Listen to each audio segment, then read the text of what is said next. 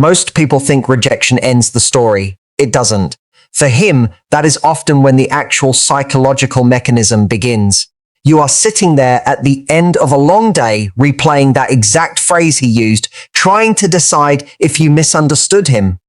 You are analyzing the tone of his voice when he said he needed space, wondering if you pushed too hard or if you just weren't enough to make him stay. You feel dismissed, pushed to arm's length by someone you cared about deeply, and you are sitting alone wanting just one person to tell you what it all means. Let me be clear about one thing. He didn't pull away because you were too much. He pulled away because he felt the pressure of a script he couldn't read, and his emotional immaturity had dictated that the only way to handle the pressure was to walk off the stage. Here's the truth. When an avoidant man tells you he isn't ready, or that he just isn't feeling it the same way, he is not giving you a final verdict on your worth. He is giving you a reflection of his own limitations. But in that moment, all you feel is the sting of being a second choice. You feel the heavy, sinking realization that you are orbiting a man who is perfectly happy to keep you in his orbit without ever committing to landing. You agreed to just be friends when you knew that wasn't what you wanted. You forgave him too quickly when he gave you the bare minimum. You tolerated a dynamic where he held all the cards, and now you are paying the price for having handed him the upper hand. But the dynamic is about to change, and it is going to change not because of what you do, but because of what you stop doing. He didn't expect you to go quiet. He expected you to chase him instead. He expected you to send the long paragraph explaining your feelings, to call him when he said he needed space, to prove your loyalty by showing him how much his absence hurts. He wanted you to still be there, close enough to want, far enough not to claim. When you chase a man who's actively pulling away, you are essentially trying to keep a volleyball underwater. You are expending all your energy, exhausting yourself, fighting the natural buoyancy of the situation. And the moment you let up for a single second, the ball pops right back up and hits you in the face. Chasing an avoidant man never brings him closer. It only confirms his deepest fear that you are going to engulf him, which makes him run faster. But when you stop chasing, when you actually step back and let the silence do the work, you trigger a psychological shift that he is entirely unprepared for. Picture this. It is 11 at night, your phone is face down on the nightstand, and you are replaying the exact moment he told you he needed space. You are staring at the ceiling, feeling that familiar tightness in your chest, wondering if you should just send one quick text to clear the air. You are fighting the urge to break the silence because the silence feels heavy, and it feels like it means he is forgetting you. But the silence is not empty. The silence is a mirror held up to him, and for the first time, he is being forced to look at his own reflection without your warmth softening the edges. He starts to wonder why she isn't texting him to check in. And here's the thing, the wondering is what undoes his certainty. He built a narrative in his head where you would be waiting, where your energy would be entirely focused on his return. When your energy shifts, when you withdraw your attention and focus it entirely on your own life, his narrative collapses. Now, let me explain something slowly. There are 3 specific psychological triggers that activate in an avoidant man's mind when you go completely silent after he rejects you or pulls away. The first trigger is the sudden absence of your validation. For months, maybe years, he has been feeding off your attention, your warmth, your patience, your willingness to understand his emotional immaturity. It all served as a constant reminder that he was desired. He didn't have to earn it. He just had to exist. When you go silent, you cut off that supply. You remove the spotlight he was standing in, and suddenly he is standing in the dark. He starts to wonder if he misread her attachment to him. And here's the thing, that doubt is the first crack in his avoidant armor. He realizes that your care was not an infinite resource he could tap into whenever he felt lonely. It was a choice you were making, and you have just chosen to stop making it. The second trigger is the shift in the dynamic. When he pulled away, he assumed he was the one controlling the pace. He thought he was the one deciding when things moved forward and when they paused. He thought he had the upper hand because you were the one waiting for his breadcrumbs. But when you embrace the silence, when you stop reacting to his hot and cold behavior, you initiate a power shift. You take the control back. You stop playing by the script he wrote, and you force him to realize that he cannot direct a play where the lead actress has walked off the set. He didn't expect you to accept his distance. He expected you to collapse into it instead. He expected you to fall apart so he could feel important for being the one who held the pieces. When you don't fall apart, when you remain entirely centered and oriented around your own life, it unsettles him. It creates a mystery he cannot solve. He starts to wonder what she is doing with all that free time. And here's the thing, the mystery of her independence is far more intoxicating than her availability ever was. This is where the concept of magnetism actually comes into play. Magnetism is not about trying to look perfect or pretending you don't care.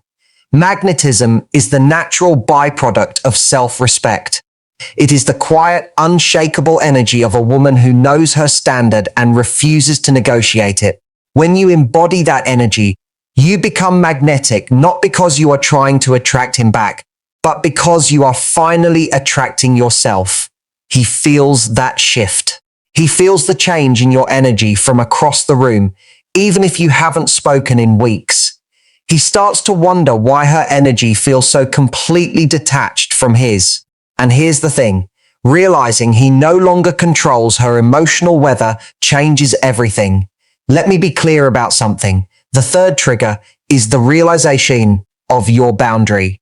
Avoidant men are deeply uncomfortable with boundaries because boundaries require them to take responsibility for their actions. When you tolerated the bare minimum, when you forgave him too quickly, you were essentially giving him permission to treat you as a second choice. You were telling him that his behavior had no consequences. But when you go silent, you are not just giving him space. You are establishing a boundary. You are saying, without using a single word, that you will not participate in a dynamic where you are not valued. This is the part nobody's going to like hearing. Setting a boundary means you have to be willing to walk away if it is not respected. It means you have to be willing to let the void exist. And that void is terrifying for a man who relies on your presence to regulate his own ego.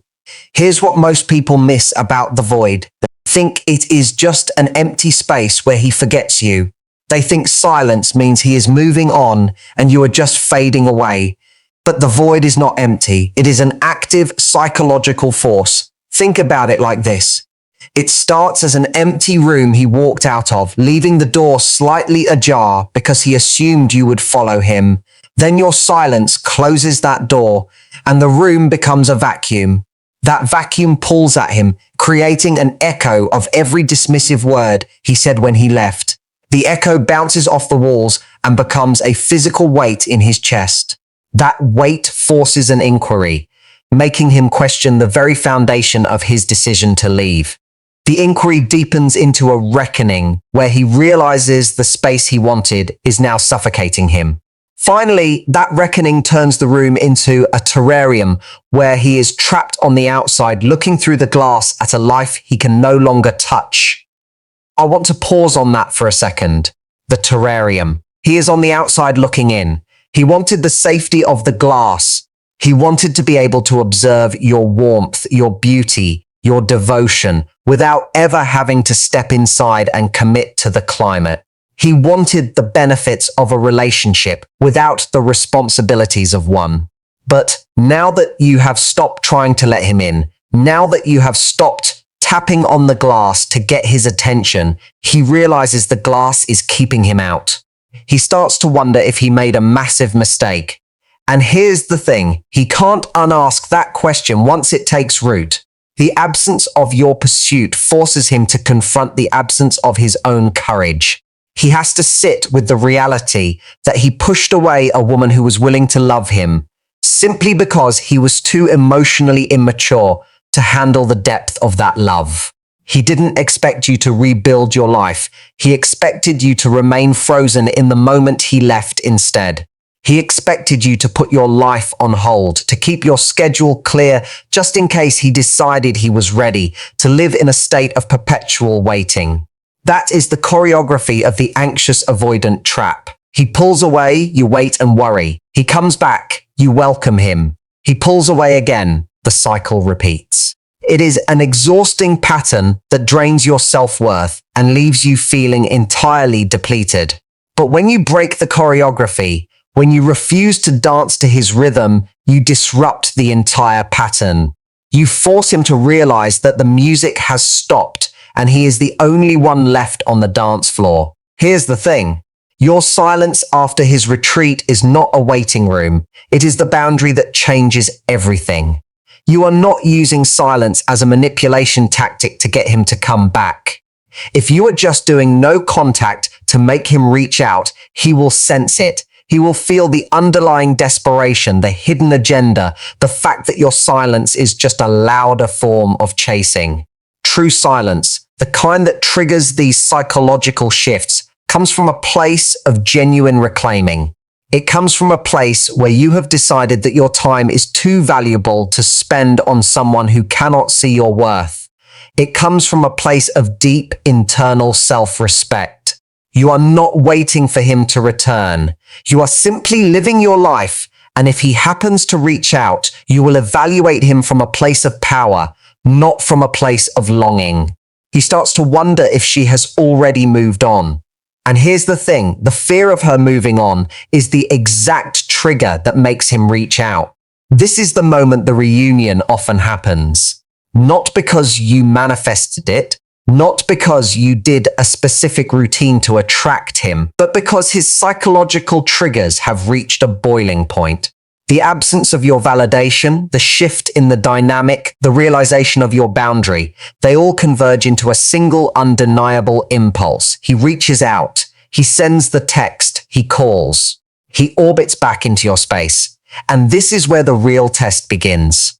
Because how do you respond in that exact moment will determine whether this is a genuine comeback or just a temporary relapse into the old dynamic. I want to walk through this with you, one piece at a time. When he reaches out, your instinct will be to flood him with relief. You will want to answer immediately, to show him you are still there, to reassure him that you haven't gone anywhere. You will want to drop the boundary the second he knocks on the door. Do not do it. I need you to hear me. If you drop the boundary the moment he shows a crumb of interest, you teach him that your boundary was fake. You teach him that he can leave whenever he wants, stay away as long as he wants, and simply send a casual text to reset the clock. You teach him that your self-respect is negotiable. Instead, you must maintain the standard. You do not have to be cruel. You do not have to be cold. But you must be unhurried. You must let him feel the weight of his absence. You must let him experience the echo of his own actions.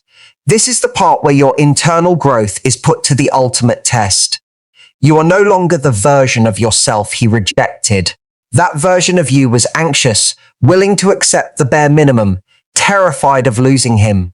The woman sitting here now, the woman who has embraced the silence, the woman who has sat with the void and realized she didn't die in it, she is entirely different. She carries her dignity like a heavy, warm coat that she refuses to take off just to please someone else. She knows that her worth is not determined by his ability to recognize it. She knows that if he cannot see her value, that is a reflection of his vision, not her substance. This is the core of your narrative now.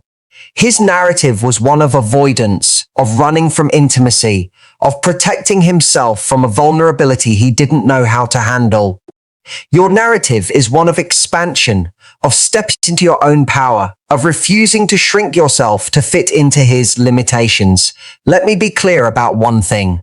The goal of this entire process is not necessarily to get him back. The goal is to get yourself back. The goal is reclaiming your energy, your time, and your peace of mind. If he comes back and he has done the work, if he has confronted his emotional immaturity and he is ready to step up and meet you at your standard.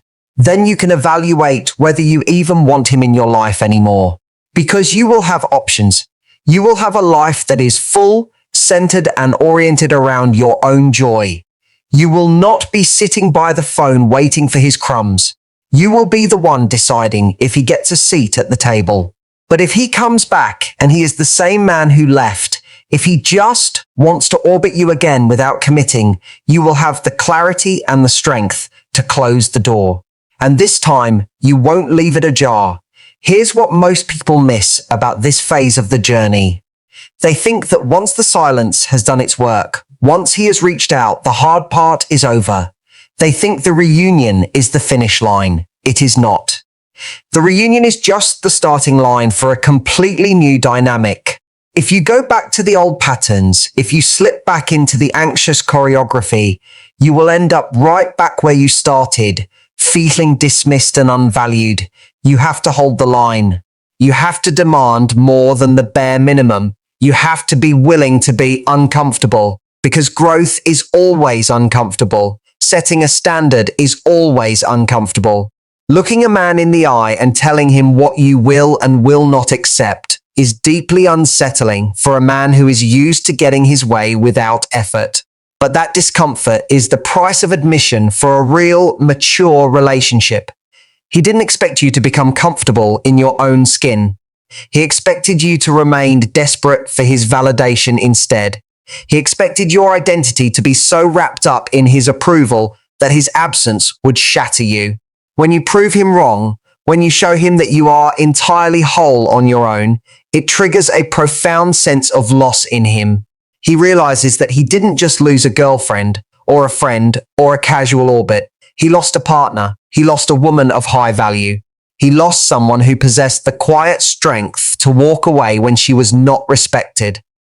And that realization is the heaviest weight he will ever have to carry. It is the weight of his own poor choices. It is the weight of knowing that he had something rare and beautiful, and he let it slip through his fingers because he was too afraid to hold it properly. I'm going to say something, and some of you will disagree. You will say that it is too hard, that it takes too much energy to maintain this level of self-respect, that it is easier to just go back to him and accept the flaws, because at least you won't be alone. I understand that feeling. The fear of being alone is a powerful drug. It makes us tolerate things we would never accept for our best friends. It makes us shrink our standards until we are living in a space that is far too small for us. But I want you to think about the alternative. The alternative is spending the next 5 years in the exact same dynamic, waiting for him to change, waiting for him to be ready, waiting for him to finally see your worth. The alternative is a slow, quiet erosion of your soul. Is that really easier than doing the hard work of rebuilding your dignity right now? Now, let me explain something slowly about the practical side of this. We have talked a lot about the psychology, about the triggers, about the internal shifts. But you also need to know how to physically navigate the days when the silence feels too loud. You need a strategy for the moments when the urge to text him is overwhelming. Here is what you do.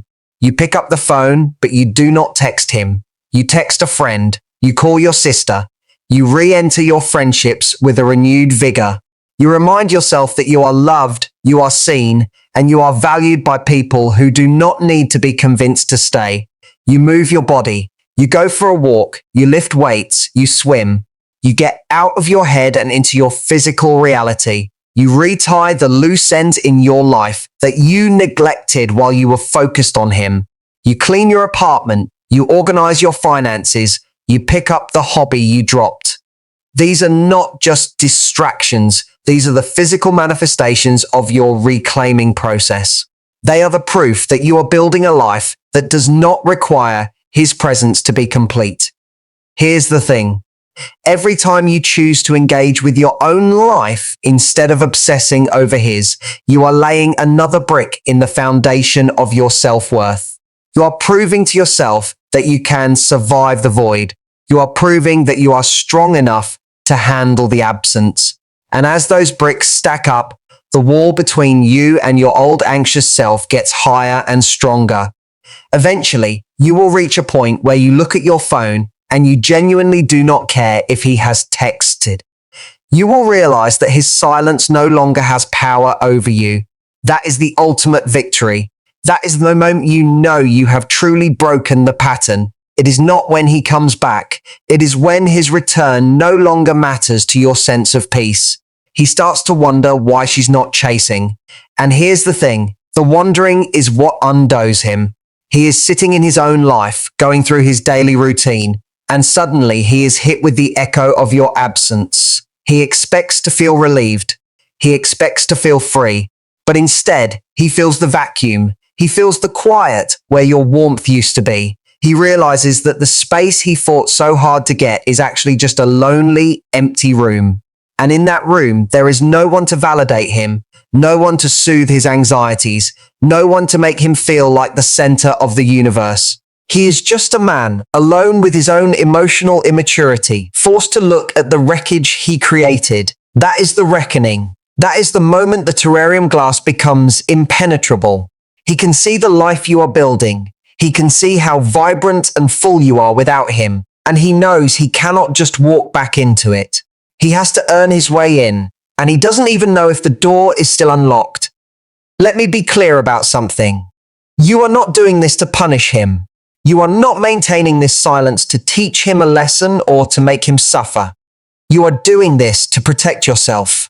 You are doing this because you finally understand that your time is your most valuable asset, and you refuse to spend it on someone who treats it like an afterthought. This is the ultimate expression of your self-respect. It is quiet, it is firm, and it is entirely non-negotiable.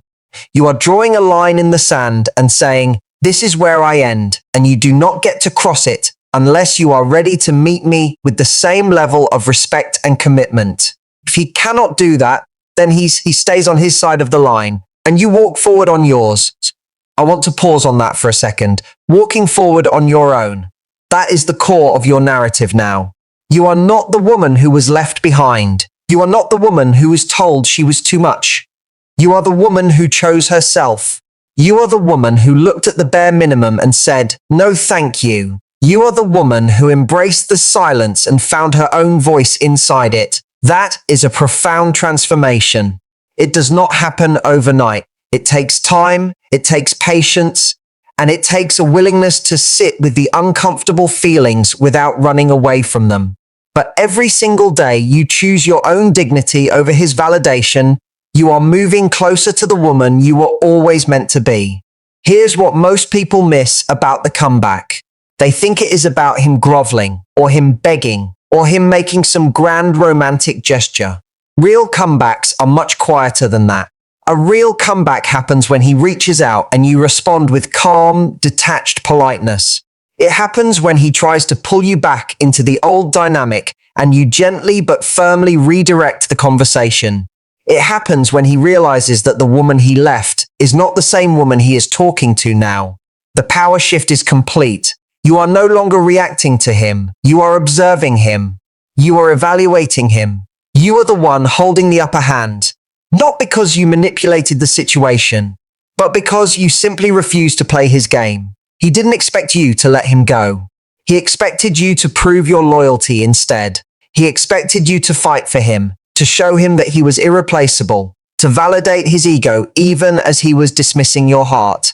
When you don't do that, when you simply accept his decision and walk away with your head held high, it short-circuits his entire avoidance system. He doesn't know how to process a woman who doesn't need him to feel whole. He doesn't know how to handle a woman who respects herself enough to leave when she is not valued. It forces him to confront his own limitations. It forces him to realize that his emotional immaturity cost him something truly precious. And that realization is the seed of genuine change. Whether he waters that seed and grows or lets it die is entirely up to him, but it is no longer your job to do the gardening. Think about it like this. You have spent months, maybe years, trying to translate yourself into a language he could understand. You have shrunk your needs, minimized your desires, and silenced your own voice just to keep the peace. You have been speaking in whispers, hoping he would lean in to listen. But silence is a language he understands perfectly. Silence is the only thing loud enough to penetrate his avoidant defenses. When you go silent, you are finally speaking his language. And the message you are sending is crystal clear. I am here, I am whole, and I am no longer available to be an option in your life. I am the standard. If you cannot meet it, you will have to watch me from the outside. This is the part nobody's going to like hearing. Maintaining this level of self-respect is lonely. There will be nights when you cry. There will be mornings when you wake up and the grief hits you like a physical blow. There will be moments when you see a couple holding hands and you wonder if you will ever have that again. That is normal. That is human. Do not let anyone tell you that healing is a straight line or that you should be over it by now. Grief is the price we pay for having loved deeply. But you must let the grief move through you without letting it drive your actions. Feel the sadness, but do not text him. Feel the longing, but do not check his social media. Feel the ache, but do not lower your standard. You can feel all of those things and still choose your dignity. In fact, choosing your dignity while you are in pain is the most powerful thing you can possibly do.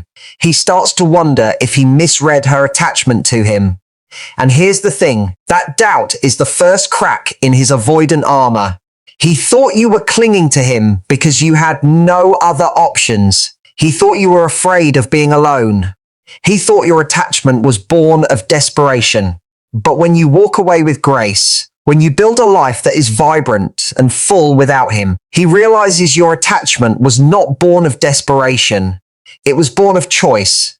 You chose him, and when he failed to honor that choice, you chose yourself. That distinction changes everything. It shifts him from being the prize you were trying to win to being a man who lost the prize because he didn't know how to hold it. I need you to hear me when I say this. You are not losing him by being quiet. You are learning what he was actually willing to keep. If he was only willing to keep you when you were chasing him, when you were anxious, when you were accepting the bare minimum, then he was never really keeping you at all.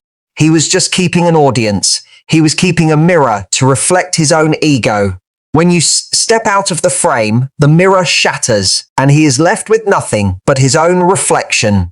That is his journey. Your journey is to step out of the frame and realize that you were never the reflection. You were the light, and the light does not need the mirror to know it is shining. Here's the truth. The 3 psychological triggers, the absence of validation, the shift in the dynamic, the realization of your boundary, they are not magic spells. They are not tricks to manipulate an avoidant man into coming back. They are the natural consequences of a woman reclaiming her power. They are what happens when you stop outsourcing your self-worth to a man who doesn't know how to value it. They are the byproduct of your own internal growth. And whether he reaches out or not, whether the reunion happens or not, the real victory is that you have triggered a permanent shift within yourself. You have crossed a threshold. You have seen your own strength, and you cannot unsee it. You have felt your own dignity, and you cannot unfeel it. You are forever changed. Let me be clear about one thing. The void you felt when he left was not a punishment. It was a preparation. It was the space you needed to hear your own voice again. It was the quiet room where you could finally take inventory of what you actually want, what you actually deserve, and what you will no longer tolerate. The void was not empty. It was full of potential. It was full of the woman you were about to become. And now that you have stepped out of that void, now that you have filled it with your own life, your own joy, your own purpose, you are standing on solid ground. You are no longer orbiting anyone. You are the center of your own gravity. He starts to wonder what she is doing with all that free time. And here's the thing, the mystery of her independence is far more intoxicating than her availability ever was. He is realizing that the woman he thought he could keep on a shelf, the woman he thought he could pick up and put down whenever it suited him, is actually a force of nature. She is moving, she is growing, she is expanding. She is not waiting for him to give her permission to live. She is living. And that is the most magnetic thing in the world. It is the ultimate expression of self-worth. It is the quiet, unshakable knowledge that you are enough exactly as you are, regardless of who is standing next to you. This is where the script flips completely. He is no longer the one writing the story. He is no longer the one deciding the pacing, the tone, the outcome. You have taken the pen back. You are writing your own narrative now. And in your narrative, you are the hero. You are the one who faced the rejection, who sat with the pain, who embraced the silence, and who emerged stronger, wiser, and more deeply connected to your own worth. You are the one who refused to settle for the bare minimum. You are the one who set the standard and held the line. That is a story worth telling. That is a life worth living. And it is a life that does not require his approval to be valid. He didn't expect you to accept his silence. He expected you to fill it with your anxieties instead. He expected the quiet to drive you crazy, to make you irrational, to force you to break the no contact rule just to get some reassurance. But you didn't. You sat in the quiet. You let it wash over you. You let it teach you. And in doing so, you broke the pattern. You stepped off the stage he had built for you, and you built your own stage. And on your stage, the spotlight is always on you. You are the one directing the play. You are the one choosing the cast. And if he wants a role in your life, he will have to audition for it. He will have to show up, do the work, and prove he is worthy of the part. Here's what most people miss about the audition. It is not about him buying you flowers or taking you on expensive dates or saying all the right words. Those are just words. The audition is about consistency. It is about him showing up day after day, proving through his actions that he has changed, that he has done the work, that he is capable of holding the depth of your heart without running away. It is about him respecting your boundary, honoring your standard, and meeting you with the same level of maturity and self-respect that you are bringing to the table. If he cannot do that, the audition is over. And you do not owe him an explanation. You simply close the curtain and walk off the stage. I want to walk through this with you, one piece at a time. The journey from rejection to reclaiming your power is not a sprint. It is a marathon. There will be days when you feel like you are back at square one. There will be moments when a song comes on the radio, or you walk past a place you used to go together, and the grief hits you all over again. That is okay. Let it hit you, feel it, and then let it pass. You are not defined by the moments that you stumble. You are defined by the fact that you keep getting back up. You are defined by your commitment to your own dignity. You are defined by your refusal to go back to a life that was too small for you. He starts to wonder why her energy feels so completely detached from his. And here's the thing. Realizing he no longer controls her emotional weather changes everything. He is used to being the sun around which your entire world revolved. He is used to his moods dictating your moods, his distance causing your anxiety, his attention bringing your joy. But now you have generated your own light. You have created your own weather. You are the sun of your own solar system, and he is just a planet drifting in the outer edges, realizing that he no longer has the gravitational pull to keep you in orbit. That realization is the final trigger. It is the moment he understands that if he wants to be part of your world, he has to move closer to your light. He has to step out of the shadows of his own avoidant tendencies and into the warmth of a real mature connection. Let me be clear about something. You cannot force him into the light. You cannot drag him out of his shadows. You can only shine your own light so brightly that he has to make a choice. He can either step into the warmth or he can stay in the cold. But he can no longer stand on the edge, dipping his toes in, taking the heat without committing to the fire. The boundary you have set ensures that. The standard you have established demands it. And your self-respect will not allow anything less. You have done the work. You have sat with the void. You have heard the echo. You have carried the weight. You have faced the reckoning. You have built the terrarium. Now you just have to live in the life you have created. Here's the truth. Your silence after his retreat is not a waiting room. It is the boundary that changes everything. It is the line in the sand. It is the declaration of your worth. It is the ultimate act of self-love. You are not waiting for him to validate you. You are validating yourself. You are not waiting for him to choose you. You have already chosen you. And that choice, that quiet, unshakable commitment to your own dignity is the most powerful force in the universe. It is the force that breaks avoidant patterns.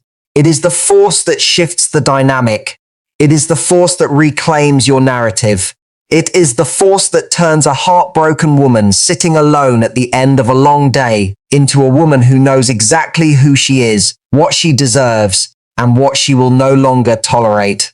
He didn't expect you to become the woman you are today. He expected you to remain the girl who cried when he pulled away. He expected you to stay small, to stay anxious, to stay dependent on his breadcrumbs. But you didn't. You grew. You expanded. You became magnetic. You became whole. And whether he reaches out tomorrow, or next month, or never, it no longer dictates your worth. You have won. You have reclaimed your time. You have reclaimed your energy. You have reclaimed your life, and that is a victory no one can ever take away from you. So sit with that, let it sink in. You are not the woman who was rejected. You are the woman who walked away from the rejection. You are not the woman who was told he wasn't ready. You are the woman who decided she was done waiting for him to be ready. You are the woman who looked at the bare minimum and demanded more. You are the woman who embraced the silence and found her own voice. You are the standard. You are the boundary. You are the light. And you are entirely, beautifully, unapologetically enough.